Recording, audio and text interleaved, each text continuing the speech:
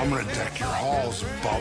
What's up, pumpkin faces? It is Christmas time, which means it's time to talk about the big, jolly red guy himself, Santa Claus. And I figured there's no better way to talk about him than in what I'm calling the 2021 Santa Claus Battle Royale. 8 Kris Kringles enter, but only one will be crowned the King of Christmas. Sorry, Bad Santa, or the Santa from A Christmas Story. Only the genuine article can participate in this fight. Let's meet our contenders. From 1993's The Nightmare Before Christmas, we have Santa Claus. From 1970's Santa Claus is Coming to Town, we have Santa Claus. From 1994's The Santa Claus, we have Santa Claus. From 2003's Elf, we have Santa Claus. From 2018's The Christmas Chronicles, we have Santa Claus. 2004's The Polar Express brings us Santa Claus.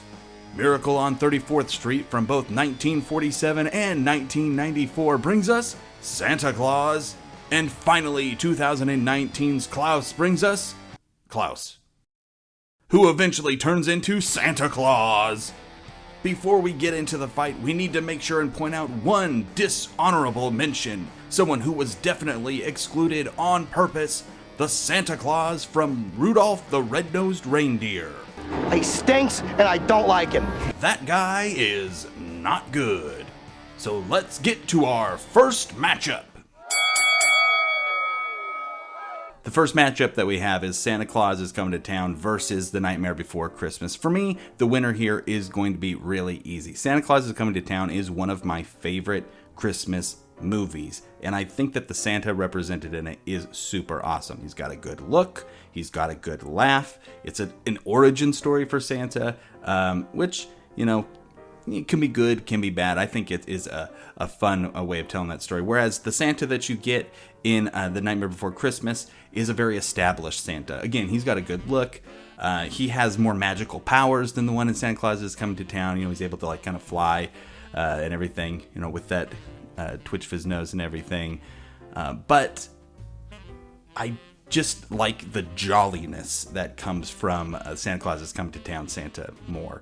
I just want to point out that I love his response when Jack asks him if there's still enough time to save Christmas. Of course there is. I'm Santa Claus.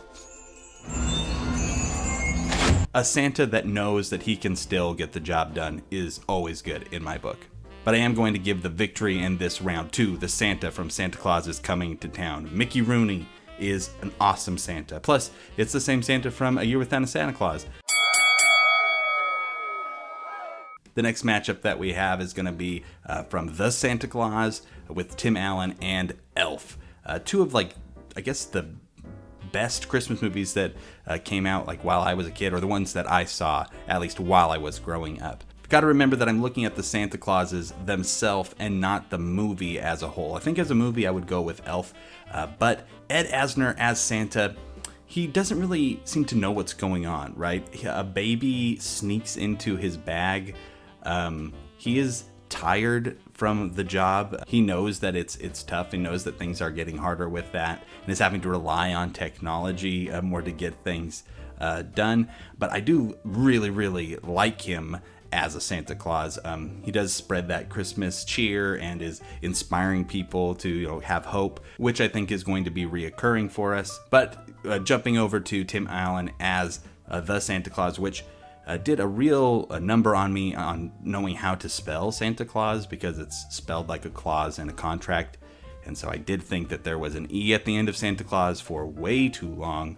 But I'm gonna be going with Tim Allen. It's a kind of an origin story, at least for this Santa Claus. I think that the sequels definitely fall off, but this first one really does hold up for me. And the Santa Claus in it is learning how to be Santa and what that means, like stepping into an established role as Santa, even not making it up as he goes along, like, oh, that's why it's this, that's why it's that. Instead, it's like, you got to learn how to do this, bud, and figure it out quick.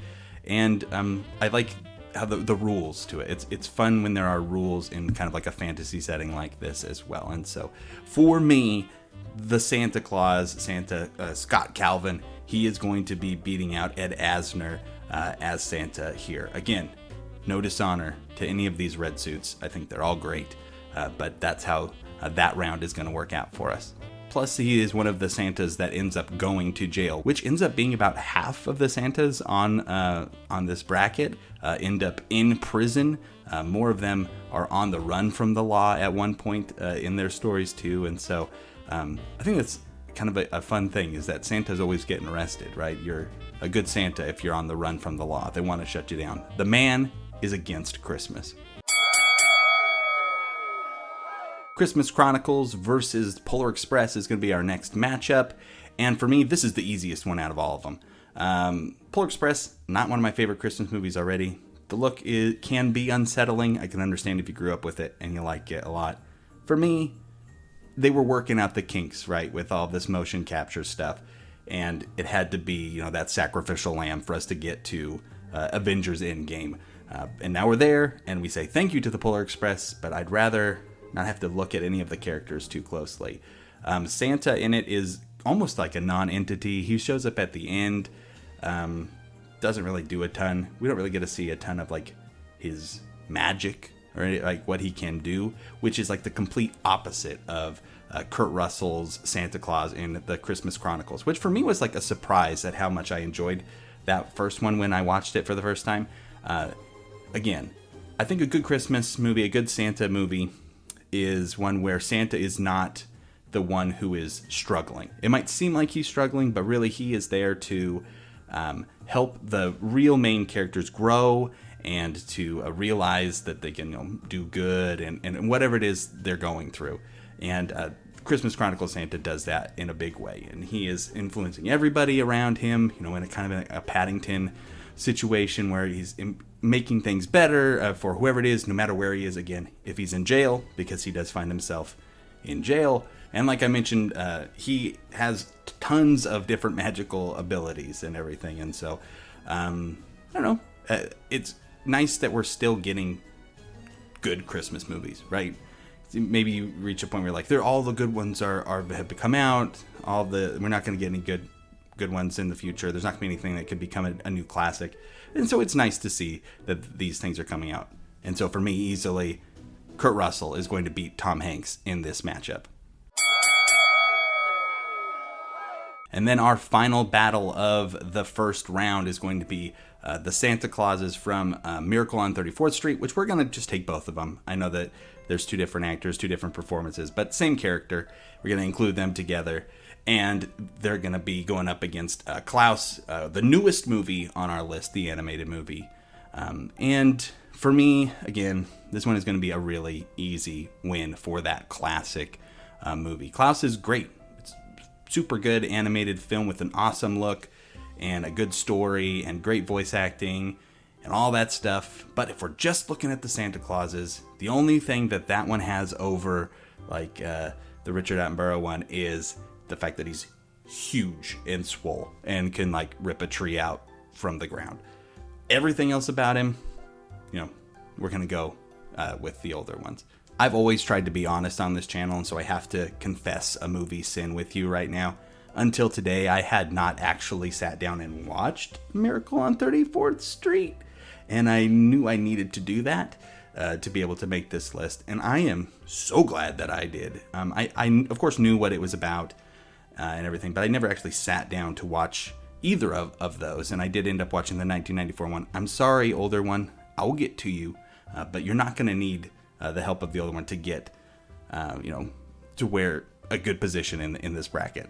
This Santa is just so kind and caring, but also fiery. Like one of the first times you see him in the movie, he is ready to fight that drunk Santa.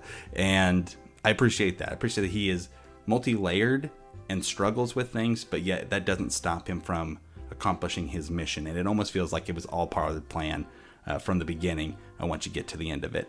And I think that his Santa suiting up scene, like he's putting on the wreath ring and everything, is like one of the coolest Santa things in any of these movies.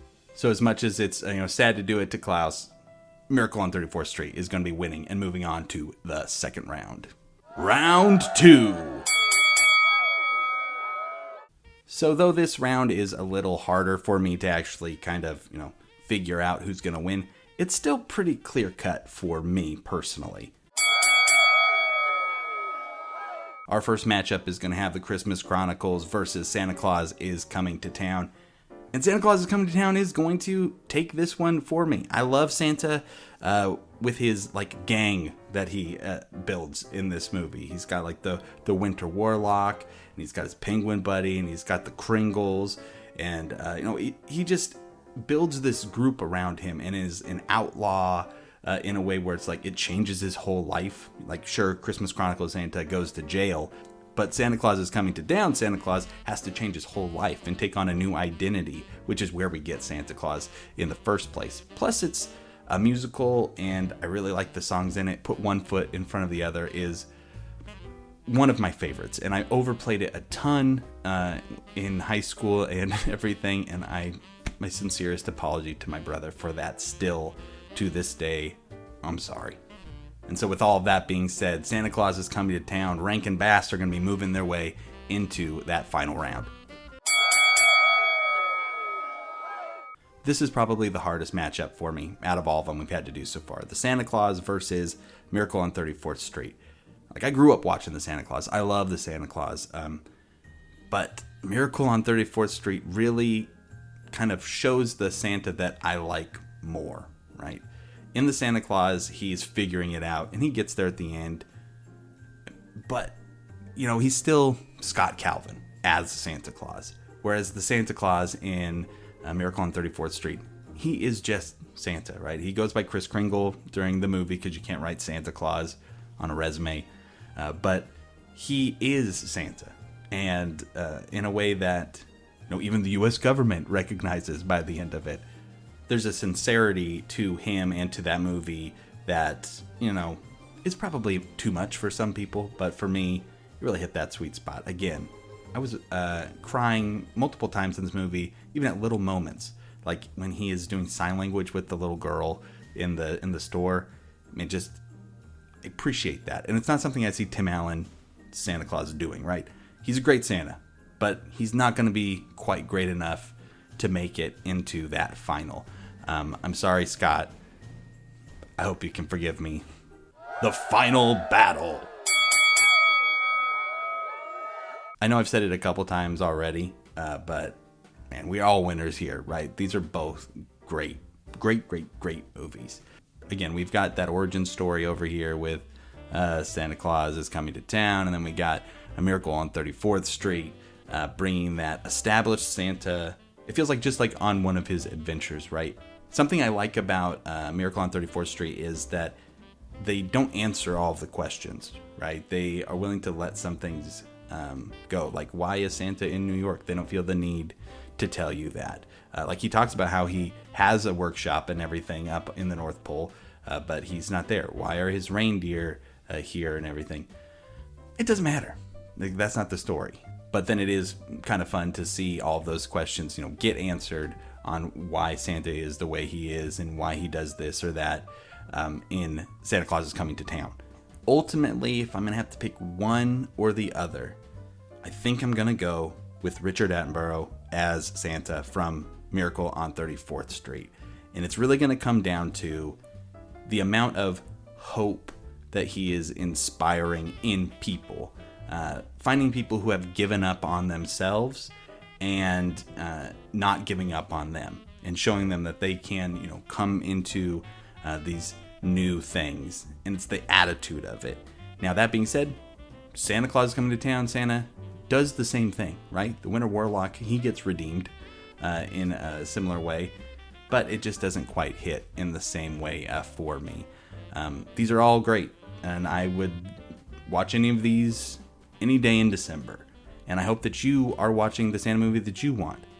But right now, in this battle royale, I'm happy to say that A Miracle on 34th Street is the best Santa.